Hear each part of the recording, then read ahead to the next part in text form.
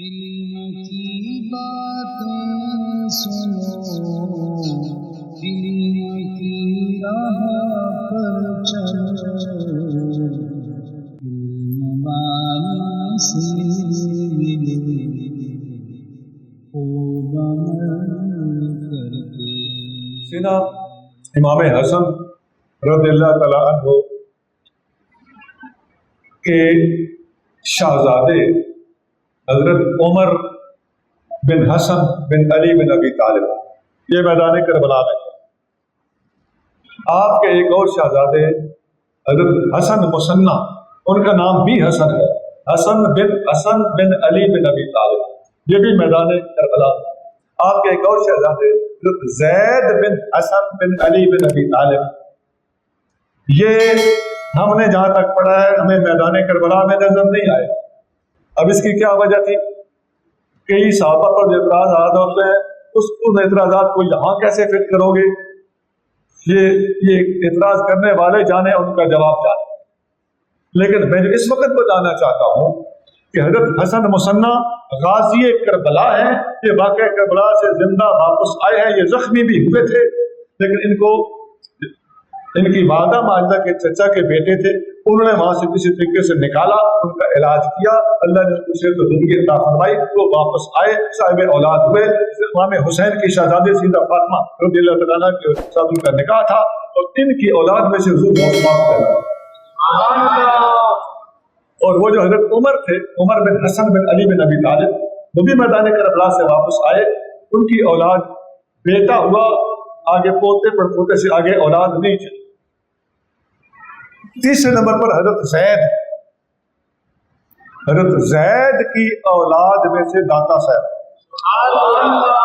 زید بن حسن بن علی بن ابی طالب، یہ آپ رضی اللہ کے خاندان مبارک کے آگے چلنے کی تھوڑی سی میں نے وضاحت کی ہے کہ لوگوں کو یہ باور کرایا گیا ہے کہ واقعہ کربلا سے زندہ بچ کے آنے والے صرف ایک اللہ کے پیارے شہزادہ سیدنا امام زین العابدین رضی اللہ تعالیٰ عنہ ہیں۔ یہ چٹا جھوٹ ہے، آپ واقعی واپس آئے ہیں، لیکن اکیلے آپ واپس نہیں آئے، حسن مثنی بھی واپس آئے ہیں، حضرت عمر بن حسن بن علی بن ابی طالب بھی واپس آئے ہیں، حضرت زید وہاں گئے ہی نہیں تھے ہمارے مطالعے کے مطابق، اگر گئے ہو تو ہمیں بتا دیں۔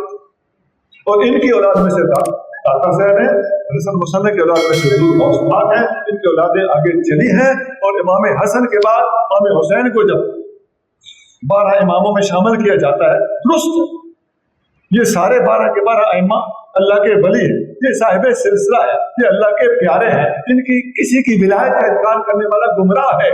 لیکن یاد رکھنا، حسن کی اولاد میں سے کسی کو بھی اس معنی میں امام نہ ماننا